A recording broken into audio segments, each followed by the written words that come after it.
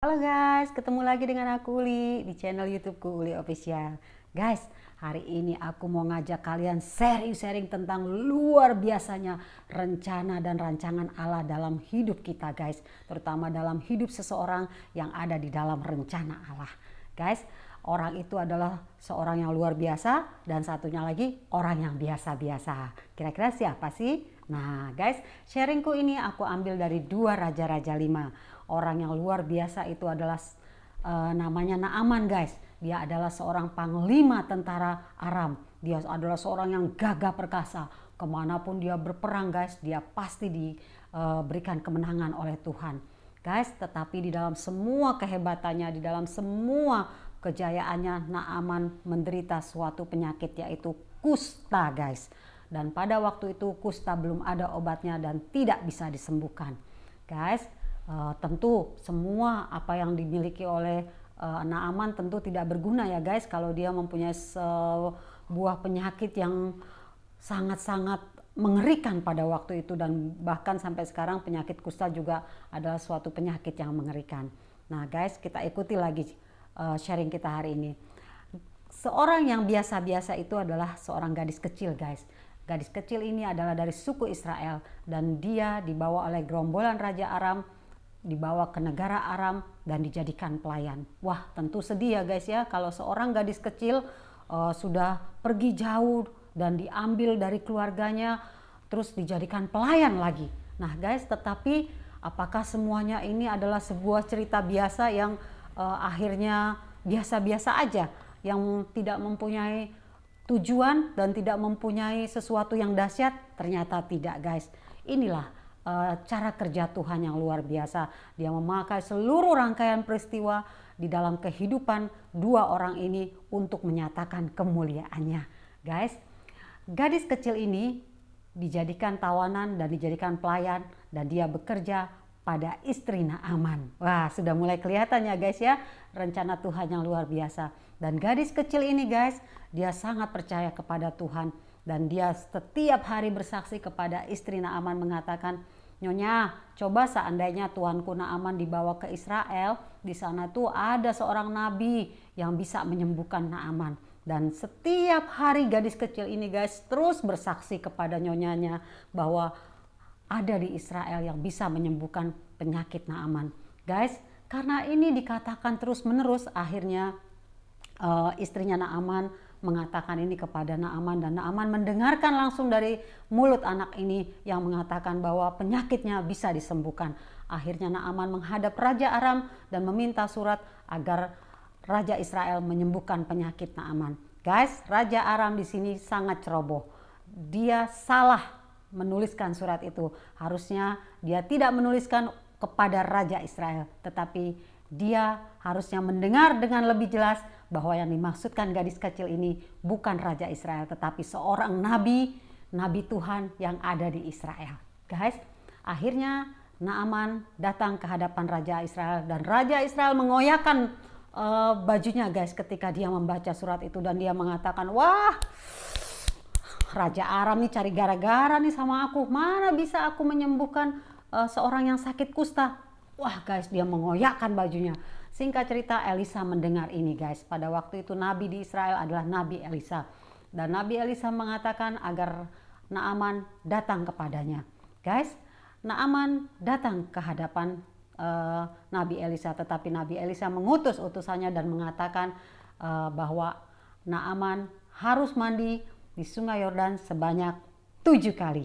Wah guys, apakah Naaman senang dengan perintah yang so simple itu, sesederhana itu? Oh tidak guys, ternyata Naaman sangat-sangat marah dengan perkataan Nabi Elisa melalui hambanya itu yang disampaikan kepadanya. Dia bilang gini, "Ngapain sih aku ini disuruh mandi di Sungai Yordan? Bukankah di Damsyik itu sungai-sungainya itu lebih bagus-bagus, lebih bersih-bersih? Aduh, ini penghinaan nih buat aku. Aku sudah datang nih jauh-jauh, tetapi aku cuma disuruh mandi doang. Pikirku tuh dia tuh akan menggerakkan tangannya di tubuhku dan mengucapkan mantra-mantra gitu sehingga aku bisa disembuhkan dari penyakit kustaku ini." Wah, dia sangat marah guys. Dia sangat marah dengan perkataan Elisa ini ya guys ya. Wah, dia akhirnya pulang, dia mengambil keputusan mau pulang. Tetapi guys, rencana Tuhan belum gagal. Guys, bawahan dari Naaman bilang ini, Pak, coba deh dipikir kalau misalnya ada orang yang menyuruh kita untuk melakukan suatu yang susah-susah agar penyakit kita sembuh, tentu kan Bapak mau melakukannya. Tetapi kan ini cuma disuruh yang gampang agar menceburkan mandi di Sungai Yordan sebanyak 7 kali. Ayo Pak, dicoba aja. Ini kan suatu yang gampang dan mudah dilakukan agar usaha Bapak ini ke Israel jauh-jauh bisa berhasil Pak. Wah guys, Naaman adalah seorang yang mau mendengarkan apa menjadi kata bawahannya ya guys ya, dan dia mengikuti perintah dari bawahannya itu, dan dia masuk ke dalam Sungai Yordan, dia mandi sebanyak 7 kali, dia menceburkan dirinya guys, dan ketika yang ke-7 kali mujizat Tuhan terjadi di dalam dirinya. Seluruh penyakit kustanya hilang guys. Wow, Naaman sangat takjub dan dia sangat terkagum-kagum ya guys ya, dengan keluar biasaan bahwa ternyata benar di tanah Israel ada Tuhan yang hidup, ada Tuhan yang berkuasa, ada Tuhan yang benar-benar bisa menyembuhkan penyakit kustanya guys. Dan akhirnya dia pergi menghadap Elisa sebagai ucapan syukur, dan dia ingin mempersembahkan persembahan yang dia bawa dari Aram, tetapi Elisa menolak semuanya itu. Dan inilah yang terjadi guys. Selain penyakit Naaman disembuhkan, ternyata penyakit rohaninya, yaitu yang dulu dia tidak mengenal Tuhan, dia adalah bangsa kafir ya guys ya. Pada waktu itu orang-orang yang tidak mengenal Tuhan dibilang bangsa kafir, dia akhirnya diselamatkan guys. Dan dia mengatakan bahwa sekarang aku tahu bahwa di seluruh alam semesta ini hanya ada Tuhan yang benar, yaitu di tanah Israel.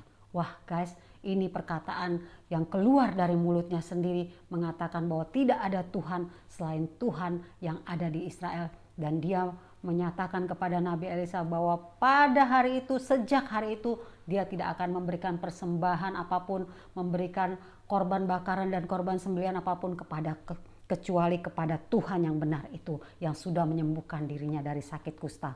Guys, apa sih dari semuanya ini yang mau kita tangkap guys? Ternyata guys, kita bisa melihat kenapa Tuhan memberikan Naaman penyakit kusta. Dan di sini kita juga bisa melihat bagaimana seorang gadis kecil diambil dari keluarganya, dibawa kepada bangsa yang jauh dari hidupnya dan tidak mengenal Tuhan, tetapi dia dipakai Tuhan untuk menjadi saksi. Dan di dalam semuanya ini kita bisa melihat bahwa rencana Tuhan tidak pernah gagal, dan Tuhan menyelamatkan Naaman yang pada waktu itu adalah bukan dari bangsa Israel.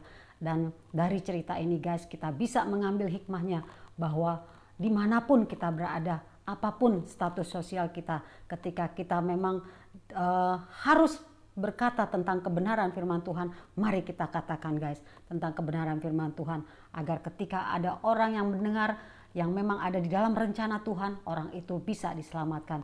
Dan sharingku lagi tentang hal ini adalah bahwa ternyata Tuhan yang kita sembah itu guys, bukanlah Tuhan yang kecil yang hanya mau menyelamatkan bangsa Israel. Memang bangsa Israel adalah bangsa pilihan Tuhan, tapi bangsa Israel dipakai oleh Tuhan untuk menjadi pokok keselamatan bagi bangsa-bangsa lain. Sehingga firman ini ditulis Naaman yang adalah panglima guys, bayangkan dia seorang panglima. Ini bukan suatu jabatan yang kecil, tetapi Tuhan menyelamatkan Naaman. Dan aku percaya ketika Naaman kembali ke negaranya yaitu Aram, Tuhan juga memakai dia dengan luar biasa untuk menyelamatkan keluarganya, menyelamatkan orang-orang di sekitarnya. Wow, rencana Tuhan sangat luar biasa ya guys ya. Ternyata di dalam sesuatu yang buruk ada rencana Tuhan yang dahsyat dan luar biasa, yang kalau kita imani, yang kalau kita tentu percayai bahwa di dalam semuanya itu Tuhan turut bekerja. Dan itulah yang terjadi pada Naaman, sehingga Naaman bisa diselamatkan, bisa percaya dan menerima Tuhan sebagai Tuhan dan Juru Selamat. Dan dia juga tentu bersaksi lagi kepada seluruh keluarganya, dan keluarganya diselamatkan. Oke guys, kita bisa melihat ini bahwa Tuhan yang kita sembah adalah Tuhan yang luar biasa. Tuhan yang tidak memandang orang, yang sungguh-sungguh ada di dalam rencananya, pasti dia akan selamatkan. Apakah ada guys dari keluarga kita, dari sahabat-sahabat kita yang belum percaya kepada Tuhan? Mari kita bawa terus di dalam doa kepada Tuhan, dan kita bisa menjadi saksi yang hidup bagi mereka, sehingga di dalam waktu Tuhan mereka juga bisa percaya dan diselamatkan di dalam nama Tuhan Yesus Kristus. Oke guys, sampai di sini dulu sharingku bersama dengan aku Uli. Bersama hal-hal kecil di sekitar kita, kita bisa merasakan kebaikan Tuhan dalam hidup kita. See you guys. Jesus bless you.